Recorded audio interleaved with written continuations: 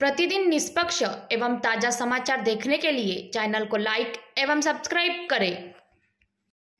कामठी शहर में नशीले पदार्थों का बढ़ता सेवन युवाओं के भविष्य के सामने एक गंभीर संकट उत्पन्न कर रहा है।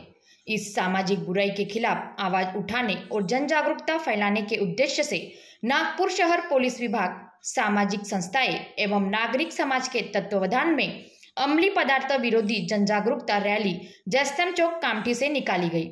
इस रैली में प्रमुखता से नागपुर जिले के पालक मंत्री चंद्रशेखर बावनकुळे, पुलिस आयुक्त doctor Ravindra Singal, DCP Niketan Kadam, ACP Kshirsagar, नवीन पुलिस स्टेशन के वरिष्ठ पुलिस निरीक्षक अंधारे, जूना पुलिस स्टेशन के वरिष्ठ पुलिस निरीक्षक प्रशांत जुमड़े तथा बड़ी संख्या में विद्यार्थी, शहर के गणमान्य नागरिक तथा भाजपा के कार्यकर्ता उपस्थित थे।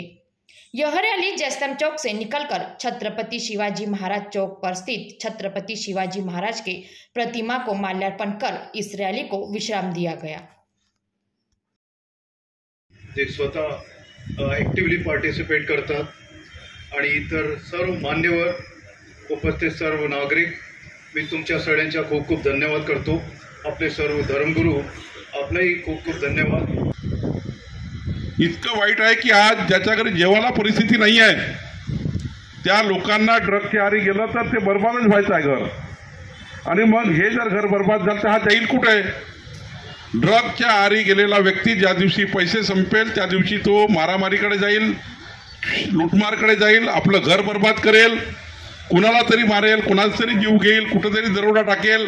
कारण ड्रगची सवय इतकी वाईट आहे, एकदा लागली की ती आपल्याला पैशाचा पुरवठा कमी झाला की तुम्हाला कुणाचाही जीव द्यावी ते घेण्याकरता मोठ्या मोठ्या सुपाऱ्या त्या ठिकाणी घेण्याचाही प्रयत्न करतात। कारण ते ड्रगिस्ट असतात, ते ड्रगशिवाय राहू शकत नाही, जीवन जगू शकत नाही।